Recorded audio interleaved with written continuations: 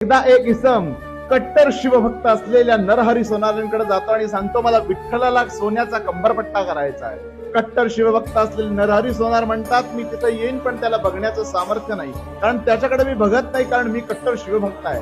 शिवभक्त असलेल्या नरहरी सोनारांचा पट्टा एकदा घातला जातो, दुसऱ्यांदा तिसऱ्यांदा घातला जातो, पण तो विठ्ठलाला काय बसत नाही. चौथ्यांदा शेवट स्वतः नरहरी सोनार आज जातात, विठ्ठलाच्या कमरेला हात, डोळ्याला पट्टी बांधून विठ्ठलाच्या कमरेला हात लावायला बघतात. त्या सरशी त्याच विठ्ठलामध्ये अंगावर व्याघ्रचर्म असलेले, गळ्यामध्ये शेष असलेले भगवान शंकर त्याच्या हाताला लागायला लागतात. पुन्हा डोळ्याची पट्टी काढून बघतात, पुन्हा त्यांना तिथं विठ्ठल भगवान दिसायला लागतात. त्यावेळेला घोटाळलेले नरहरी सोनार मान्य करतात की शिवस्य हृदयम विष्णू, विष्णुस्य हृदयम शिवः.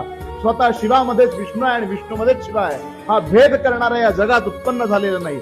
लक्षात घ्या, कुठल्याही देवामध्ये कधीही भेद करू नका. नरहरी सोनार जे कट्टर शिवभक्त होते, शेवटी तेच म्हणतात की नरहरी सोनार हरीचा दास, भजन करी रात्रंदिवस. श्री